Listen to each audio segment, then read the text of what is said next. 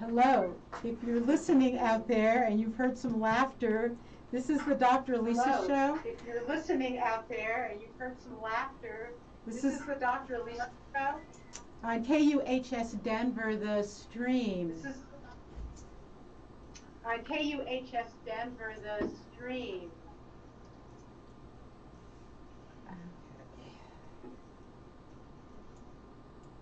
Okay. We should be live. And actually, I'm going to need a minute because I'm getting an echo. A minute because I'm getting an echo. So, thank you for joining me. This is the Dr. Lisa Show. It is Mercury retrograde, and we are having some technical difficulties. This is the Dr. Lisa Show. It is Mercury retrograde, and we are having some technical difficulties. This is. Are you on this one, or which one are you hearing? No, it's echoing off of here. I'm listening to myself here. Are you on this one, or which one? No, it's echoing. And do I turn this? I'm listening to myself here. I'll have to go back to this one. Okay, hang in there. Hang in there, everybody. This is what you do when technology just messes with you a little bit. I'm going to turn this way down. You'll barely be able to hear it. I'm going to put it up there too so you can read. But I don't do these, right? Yes, you can. Do I turn these up too? Mm-hmm. Okay. Did you turn them up? I've done that up. Not yet, because I was waiting. So, if you don't know astrology, let me just tell you that Mercury retrograde is Mercury is the planet that governs communication, and right now it is retrograde, which means communication is a bit messed up. However, we are going to fix this and get through this. Where is she at? And let me just check. Dr. Allie Hill, can you hear me?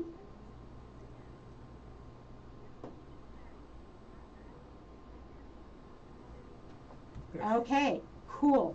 But now I can't hear her? Yeah, you can barely. I'm going to put it up there. Okay, it's also here. Okay, so we are going to have a little bit of a interesting show because of these technical difficulties, but honestly, I'm going to let Dr. Hill do most of the talking, and it's going to be amazing.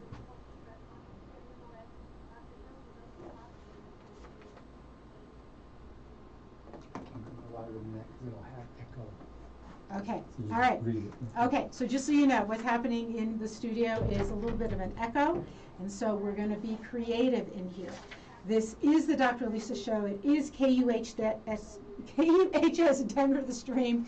Please bring your sense of humor to the show, as well as really wanting to learn a great deal about what an amazing business coach, executive advisor, mentor, speaker does. And I'm going to not even bother with anything about me and then just jump into this. So if you want, the best way to interact is to go to Facebook, and we are live on Facebook. We should be live on Facebook. We'll be streaming there in a minute. And I have an amazing guest. So Allie, thank you for your patience.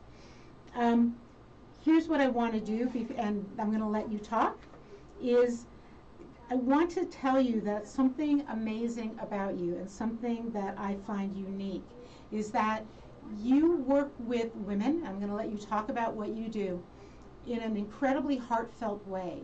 You don't do the typical, let's make you popular on social media. Let's not do that. Let's find what's inside of you, inspire it, and bring it out. You are truly invested in changing the lives of women. Can you just talk about your journey so I can listen to you and not worry about what's happening in the studio?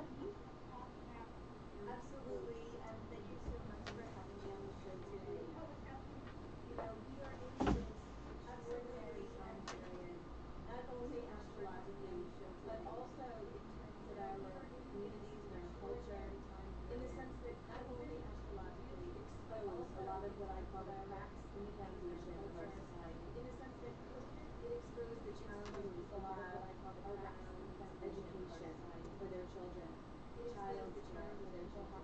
It exposed how a number of education for their children, child's care for their children, were the promises of their employer, only to find, especially for women, that between February and December of 2020, only to find 5.4 million women left the workforce. Some of them lost their jobs, some of them left because the continuous house of cards that they had built around child care and their careers. Some of them left because it was really untenable when all of the pieces started to crumble. And so I say this as the precursor to why it is that I do work and how it is that I do work. And so I really and truly believe that entrepreneurship for women is the key to our political, economic, and social equality. And I think that the past few years have shown us in myriad ways in which society, as it was created, is not necessarily beneficial for most, and in which society, as it was for people who are not the privileged inside the patriarchy or the privileged inside a white supremacist society. And so, when you talked about how I really want to invest in women's society, it's because I believe that when they bring their full selves to their work, when they can work with integrity, it's because I believe that when they define what success looks like, when they can choose the people with whom they work, when they don't have to hide what their mother looks like, or hide that they choose the people with whom they deeply care, when they don't have to hide when they're going to feel their fullest selves, and that's when they are going to do the hard work in our world of awareness and shifting the paradigm of what it looks like. And so this journey for me has been one that has spanned working in public-private partnerships, and so this journey for me has been one that has spanned, it has spanned working in the nonprofit sector. I really and truly have been on a quest. It has spanned working in the place and space where women will have autonomy, financial freedom, the social base where that they need. And I stumbled upon entrepreneurship years ago, having social that they need the answer. And I stumbled upon entrepreneurship years ago, having within government policy.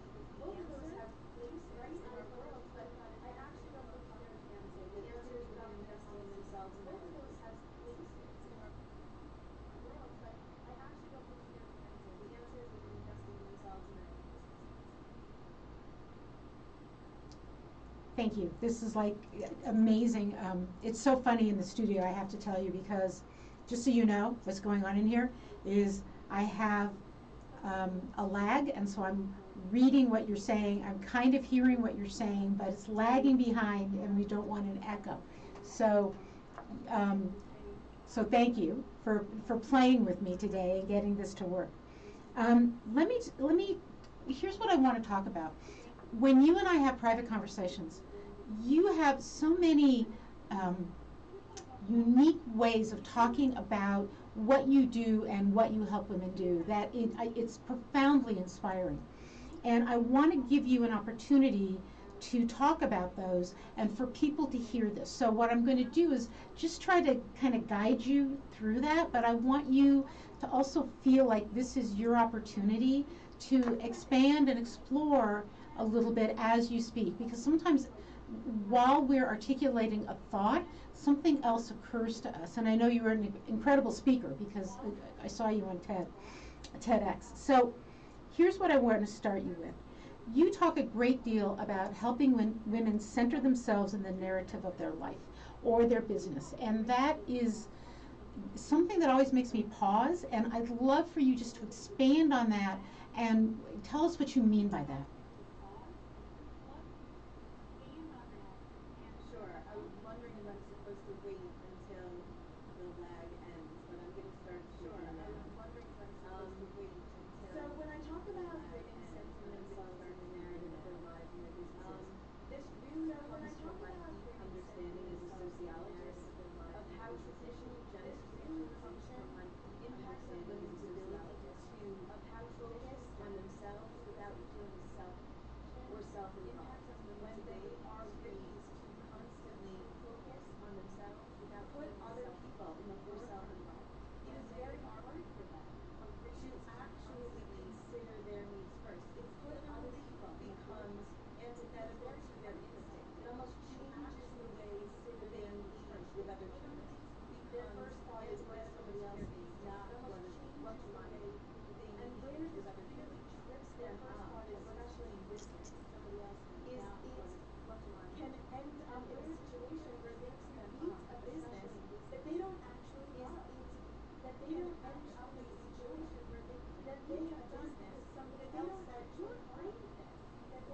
people really doing this and you know how to fix it, you should do that. Or what is the customer need well beyond what I'm even interested in offering? Because at some level that servant leadership gets bastardized and it looks like sacrificial leadership, because it's not what it should be. And so what I do with women is really work to kind of deprogram them outside of this concept of putting people first at their center. We need to be outside of this emotionally intelligent. Well, first and foremost, we need to be authentic, right? If there is an order of operation around emotional intelligence, we need to know ourselves first. That is when we can be excellent and incredibly powerful. We need to know ourselves first. But for women, that is when we can be excellent and incredibly powerful. And so I think that is where I start women all really need to know that. Because what I don't want to have happen to them is what Zainab Salabi speaks about in her book, Freedom is the Inside Job. She's a woman who started Women's What Zainab Salabi incredibly successful. And she said she found herself many years later wearing the crown on her head and the shackles around her feet. She was the CEO, the founder, but she didn't enjoy it anymore. And she felt imprisoned. She was the CEO, the founder, but she didn't enjoy it anymore. So one of the things she felt when I centered stories in the narrative, lived experiences matter just as much as their business idea. I am keeping them from the trap of creating a business that on paper everybody loves and in practice they resent every day they have to do the work. Of creating a business that on paper everybody loves and in practice they resent every day they have to do the work. Wow, that's so interesting. There is a book by Harriet Rubin that I had not, I've read some of her stuff, but I'm reading another one right now, the Mona Lisa Stratagem. And she speaks of some of the things you're talking about, that women have to learn to stop acting in a certain way. And she even talks about being the queen versus acting like the queen so that you're not trapped by the roles. So it's kind of a fascinating topic about finding our own authenticity in that. And really women embracing their own narrative. So thank you. With that narrative, and you talked about sort of the servant leadership, I know you also used this great analogy, and I can see now where you built it, with the women, how we carry so much with us, right? You talked about women carrying rocks in a pack, and just like, let's leave that story in, because I do believe that that's the old narrative we're trying to leave behind. Can you go there for me? Absolutely. So one of the analogies I like to use when I speak about is gendered stories about ourselves. Absolutely. It's this idea of wearing a badge when I speak about gendered stories about ourselves. It's very heavy, as you can imagine. It weighs you down. It bows you forward, right?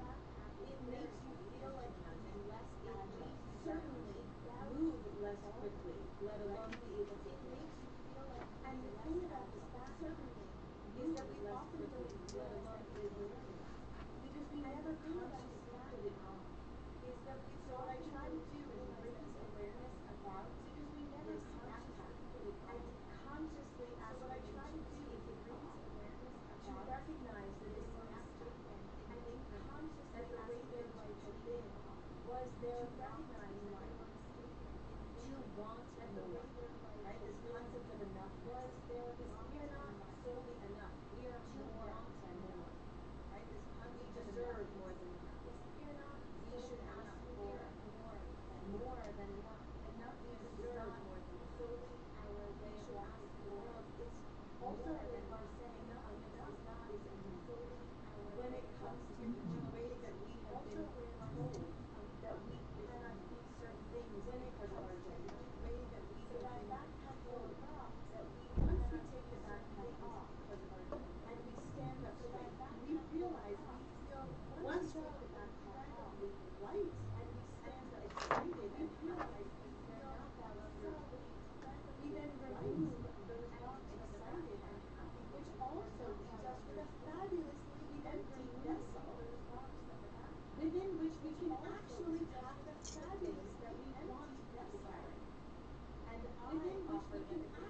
to carry are our community. Other entrepreneurs who can help to carry are we are going to pack the books that we read. We are going to pack the learning that we are going to pack our integrity, our emotional intelligence. We are going to pack the aspects of our work that feel meaningful and discard any we are going to pack the aspects. So then if you think about putting that backpack on, as many things as I have just mentioned, it still feels like it's a backpack because those are as many things carry this vision. It's still and then we stand up straight, we put our hands on our hips and our power pose and and then we stand up straight, we put our hands on our hips and our power pose. So in that way we have everything we and nothing that we don't, which is what entrepreneurs need to have access to in order for us to be successful. Nothing that we don't, which is what entrepreneurs need to have access to in order for us to be successful. Do you find that when you work with women, because there's this old myth, right, that we trip each other up, that women are bad to other women. And I know that that's part of what you do, is that you're empowering each woman to on her path, and then pulling the women along behind them. That's not your language. But I do think that that's something else that you do. So here's the thing about women being mistreating other women.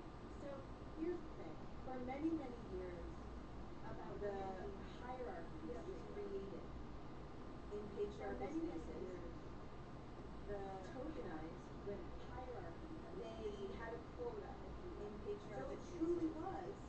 There is one seat at the table. If you want to fight for it.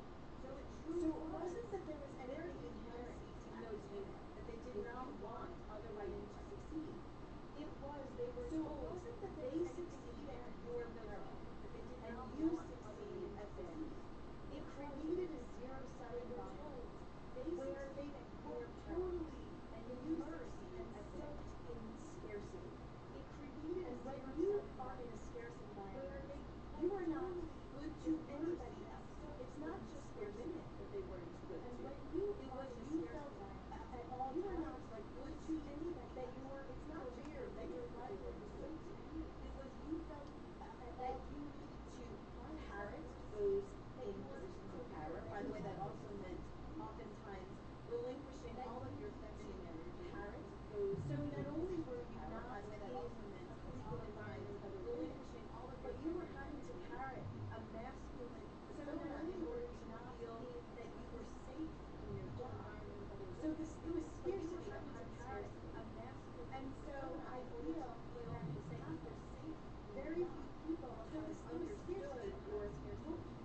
And so in the concept that this is a systemic, very problem, not an individual, interpersonal concept.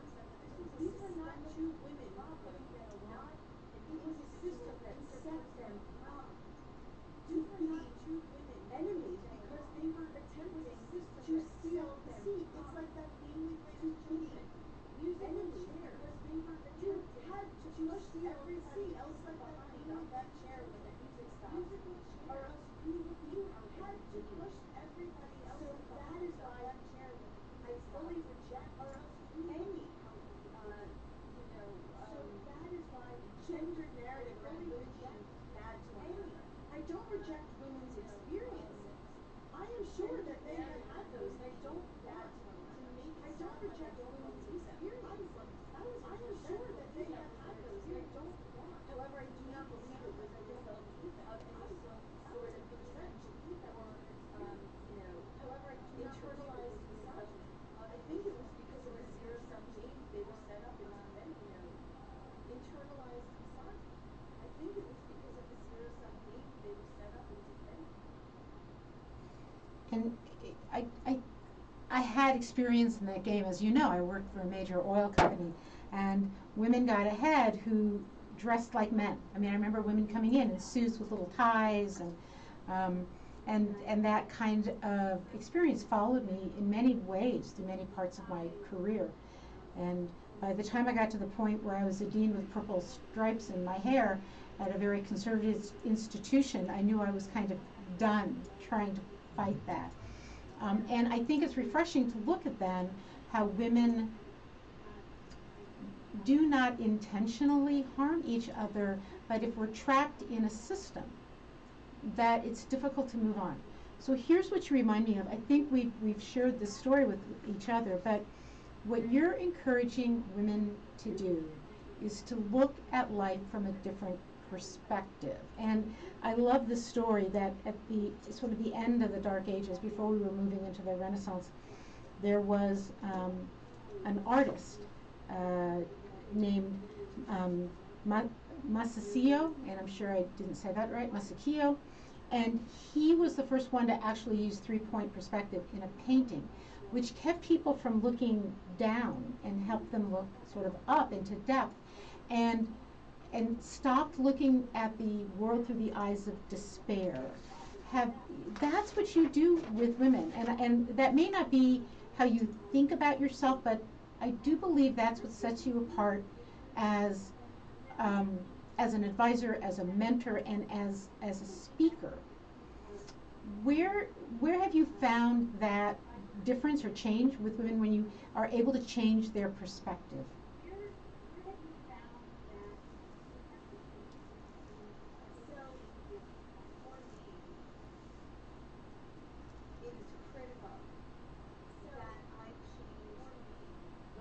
Through which women see what is possible for them, and what is a lens through which women see what is possible for them.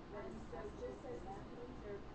created a compelling image that causes the eyes to look in a different way. Just as I am doing that same work in terms of possibility to look and prowess and potential in terms of I am showing these women and that the world potential created showing these women a voice that isn't necessarily their voice, even though they have spoken with it their entire lives. Now, for some of these women, this is difficult. It feels almost like they're disassociated from who they are. It's taking down the facade. It's coming, it's unplugged. Now, for some of these women, this is difficult. And it's not always easy. Even though what I see is liberating, it can feel terrifying to somebody when you have colossally deconstructed their worldview. Even if that worldview was harming them, it can feel terrifying to somebody. So when you have, I believe and I really appreciate your deconstructed their worldview, even if that thinking of mine was unique selling proposition, as we call it, or our unique, my unique value proposition. I believe and I really should start your perspective with women around the way in which they see themselves and they see possibility in our unique value proposition. And I think that I tear away any of their assumptions around possibility. They start to believe it's possible.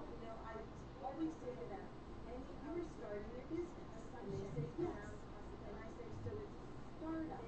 And they say, well, okay, where are you going? I always say to them, and I say, well, starting your business. We have no idea. And how large your business will be. And they say, well, can you do me and yourself a favor? And I say, well, call yourself an entrepreneur. How large starting a business, not a small business owner.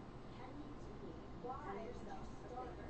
Talking about call yourself an entrepreneur. I'm just starting a business. It might be small now because you just started. Why? But if you frame it as it will always be a small business, these language choices. It might be small now because you just started. It's so important for me. But if you frame it as it will always be a small narrative and the lens through which they see what's possible. This is the kind of work that I think is so important for me. And that's a big part of changing the narrative and the lens through which they see what's possible. Okay, so I was thinking about this the last couple of days, and this is something we haven't talked about that I was just curious on your take on. It seems like so much of what people are teaching So online, there's, I don't know, thousands of coaches, more coaches than people who need coaches, probably. And so many of them use the technique that seems to me about getting popular, right? How many likes do you get? Go out there, get more likes. And it reminds me of trying to get to the popular table in high school, which I never succeeded at and actually never tried. And I'm just wondering if that's part of what women have to let go of.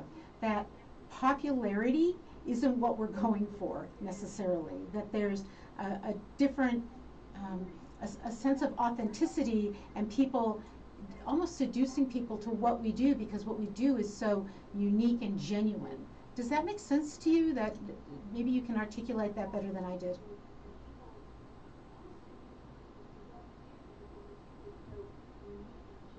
Yes, I'm just waiting for the lag, but I'll start talking. Start talking. Hopefully it won't override what you were just saying. So one of the things I had mentioned before was this concept of defining success for yourself. Hopefully it won't override what you were just saying. The traditional means through which to measure was this concept of defining success for yourself. Kind of build on what you were saying. Not necessarily having a million likes does not feel successful to you. And so I think then that's not what you should build on what you're saying. Regardless of what somebody else says, is the elixir of success, right? Then that's and so going back to what feels meaningful of what somebody else says. Maybe it does feel meaningful for you to earn a certain dollar, right? Maybe it does feel meaningful for you to have a certain number of people know that you exist. Maybe right? It does feel that awareness to earn. Wow, so many people. Maybe it does know that I exist because of the number of views I have a certain number. Some people say the number of views I receive is not how I define success. I define success know that I exist based on the number of views I receive. Because that to me is the real meaning of awareness, not how I define success. So it's actually feeling powerful enough to say that this is what to me is the real meaning of versus this is what somebody else said is how I should define success. Right? So I'll give you an example that this is what is for my business. Versus this is I started a book club for women entrepreneurs and founders. Right?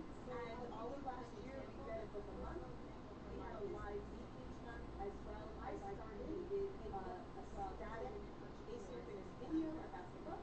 And all of last year I read a book a month, executive summary, in case somebody didn't have time to read it, which was a PDF. And each month our plan was to meet to discuss these books. And what I liked about the books was they weren't necessarily, they didn't have time enough to read. They were books about women's lived experiences. Because again, I believe that women's lived experiences have a lot to teach us about how we show up because they weren't necessarily business books. So what I gave everybody was dates in advance. Then I even sent out calendar invitations. So all they had to do how we show up. And time and again. So what I gave everybody than a quarter of the women who had signed up, I even sent out calendar invitations who had that subscription model that everybody tells you is the best way to earn money. Fewer than a quarter of the women who come to the live meeting who had paid me money. Some of them told me they were reading the book. Some of them told me they were watching the best ways to earn money. And I was still feeling a little bit unhappy at the end of each meeting. Now, and so I had this moment, a reflection for myself, and I realized, and I had a feeling was with the number of women who showed up to the meeting to discuss the books. Even if they read them, even if they appreciated them, if they weren't showing up when I was not willing to discuss the books, successful, even if they read them, I had their money. So somebody would say, you made the money. If they were, some of them were still reading the book, so if my goal was to be an educator or to illuminate, or if I had their money, I was still doing so. Somebody would say, you made the money. I really didn't like it when I talked to a handful of women when there were dozens who had said that. This is what I mean by figuring out how you really didn't like it so that you can then create another handful or something. And being extraordinarily upfront about your figuring out how, because when you are the person so that you can then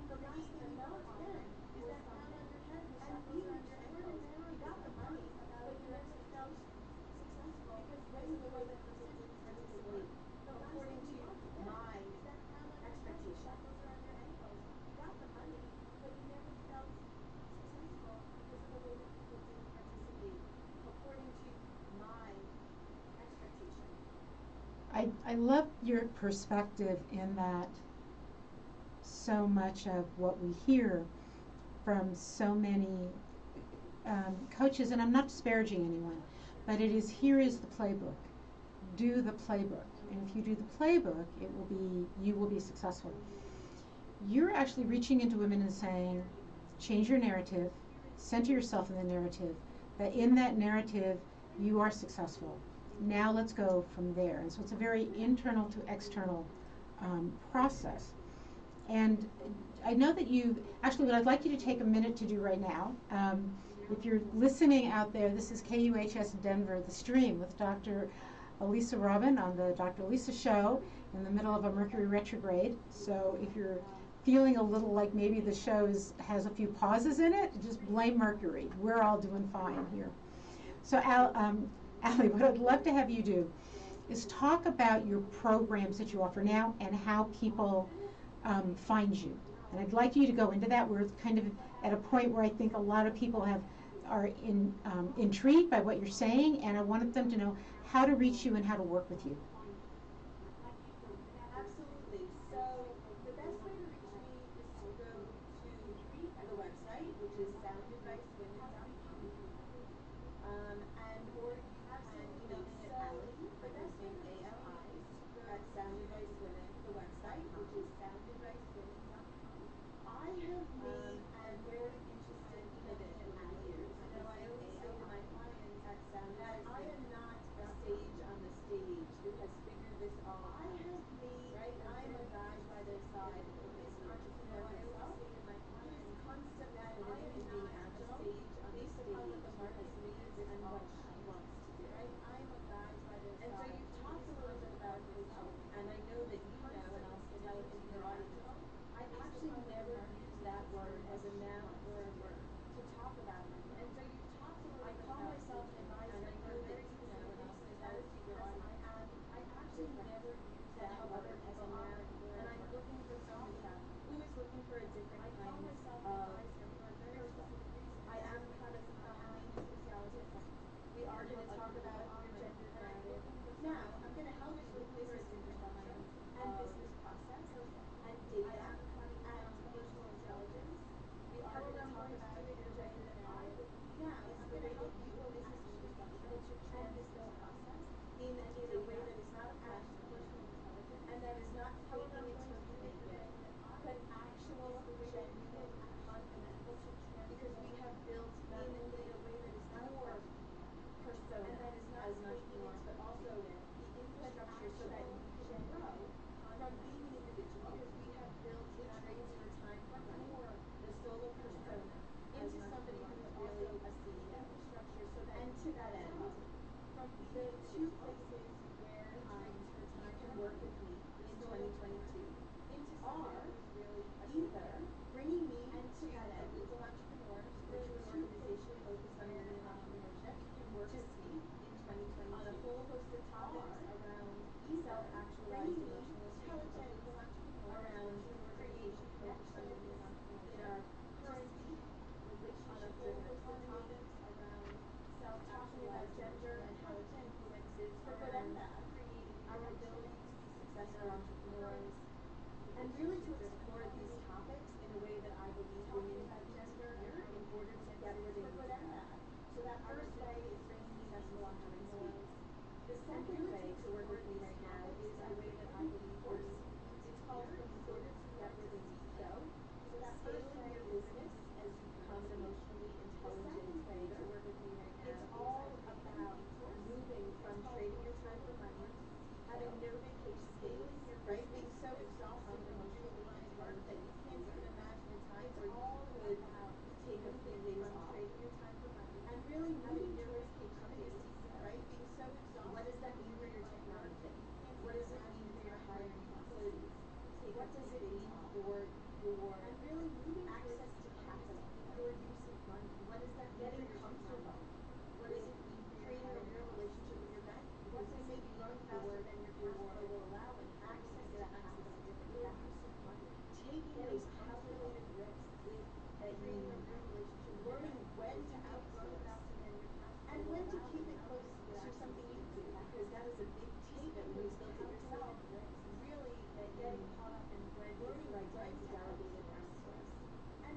all of those are inside of my, that is a course, it's 19 videos, 18 lessons, 33 workbook exercises, and it's really about all of those are inside being intentional and thoughtful about how we're going to build a business beyond traditional time money, beyond that solopreneurship, that always stays aligned with how you are, because you have been intentional about how to design this business in a really incredibly authentic way that is going to be very sustainable to other people about how because nobody's going to be doing it exactly the way you do it.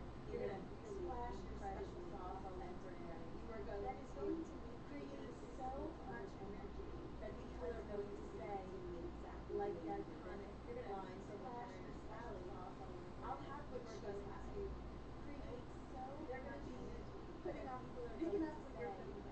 Like that, and so that's the solopreneur, course. We're going to be speaking, and if you go onto my website, you can also download my free ebook, which is called Make Meaningful Connections, Relationships Are Your Biggest Asset. If you go onto my website, it's all about the importance of creating deep relationships in business rather than make the world in a transactional way, and how that is going to differentiate you in the market. All about the importance. So if you're interested, you can go there. That's a free download. And if you're interested in the course or in my speaking, you just reach out. And you can also view my TEDx talk on my website as well. And if you're interested in the course or in my speaking, please reach out. And you can also view my TEDx talk on my website as well. Awesome.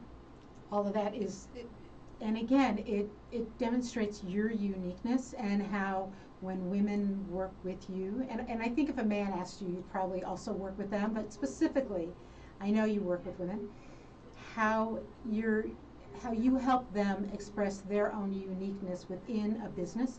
And as you said, so then, yeah, I want what she wants. It's what she had. It's that seductive, pulling people to you. There's a line in this book by Harriet Rubin where she said that women need to stop seducing, thinking seduction is drawing a man or drawing anything towards them. It's more like helping people understand how much they actually crave you and helping them come to you. And so seduction takes on a slightly different framework there. So you've changed your business. How has that changed your life and your approach to what you do?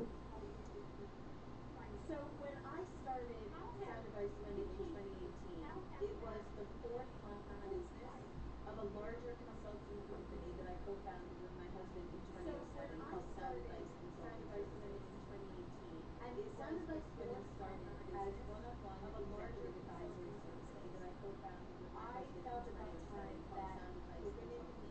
Needed me to really Sound Advice Women started as one-on-one starting this journey advisory services. And I still do have a handful of women who I work one-on-one. I'm just not promoting that right now because I don't have any space right now. I'm starting this journey. And so I originally started that work. I do have a handful of women I work one-on-one in very intense ways. They were 2 hour sessions. We were in person until COVID, and then they were on Zoom. And what I found in those sessions were very intense. Sometimes they were incredibly impactful. We were in person. We had this targeted amount of 2 hours without any sort of interruption. And what I found, but I also recognized that business happens all the time. And you can't wait until once a week for 2 hours to talk about something that has sort of interruption. And I realized I needed a more agile business that also freed me from being behind the Zoom screen, to be honest. So I need that work to be more agile. And I realized I need that work my work is more like on a retainer basis. So whenever they need me, I can be there with a phone call or an email or an text message. And what that more agile business model has helped me do is be there for them because I no longer have days of back-to-back meetings that was impossible to find me to be frank in the team. And it enables me to build my be there for them because one of the things that happens to many of us in the service business able to oversee is that we are pouring into them without actually having time to think about what it is that we want to be doing for our own business. So like changing this business model by is that we are only working with a certain number of online clients. I also do have a small group program that's called the Sizzle for 8 women. So like changing, and we meet every other week for an hour and a half for a year. Only working what all of this has done for me is enabled me to think differently about called the Sizzle for 8 whom I want to support every other in the future. And that is where I then have the time to what all of this has done for me is that was when I had the time to prepare for about to build whom I want to support. So in my own evolution, I then had the time to create this. I recognize that a business model that at first seems like a great way for me to really find to have a consistent income. Neither of these things is a small thing when you're starting your own business. That at first, however, I recognize again, going back to how I define to have a consistent income. That I neither of these things is a small thing when you're starting your own business. I specifically want to focus on women in this country because that's where I'm most familiar with our laws and our economic system. And if I want to do that, I'm going to need to have time in order to write this country because that's where I'm most familiar with our laws. And that means shifting my pie chart to how much time I work with individuals and how much time I have to work on broader messaging and education, and so that I can reach a larger audience. And that has been my to how much time I work with individuals and how much time I have to work so far it feels really an education, so that I can reach a larger audience. And that has been my own business trajectory. And so far it feels really. So it's fascinating because what you're doing is sort of recreating yourself and then sort of looking back and saying, okay, come this way. I crossed the scary bridge and I'm good. And you can also follow me. And I'll talk you across. I'll advise you on the way. Maybe it's your own scary bridge, but you can do this. And you can do it because I did it. And so there's just this lovely symmetry and synchronicity in that, I think, with who you work with and how you work with them. We're getting towards the end of our time, and so I just want to know, as I circle back to igniting a Renaissance of spirit, what is still inspiring you? I think what's inspiring me right now is people's resilience in the face of unending complexity and change. Is right now people's nothing resilient really feels like a certain unending. I have chosen the entrepreneurial path back then. I was already probably a bit more risk tolerant. Nothing and a bit more comfortable with being out. And however, the entire world has been thrust into a level of agility that wasn't necessarily easy a bit more comfortable with being uncomfortable with. So, however, the entire appreciate, I applaud, I honor, I'm giving grace wherever I can to people who have been extraordinarily resilient and agile. And I think what also inspires me, I'm giving grace wherever I can. The U.S. year labor statistic just came out that in 2021 there were 1 million more businesses started. I think what also so congratulations to all of us entrepreneurs. We are walking our walk. Just came out that in 2021, so that's inspiring me as well. Businesses started. And I also think what's congratulations to all of us entrepreneurs that there are ways like never before. So that's to amplify our message, even without incredible amounts of privilege or money.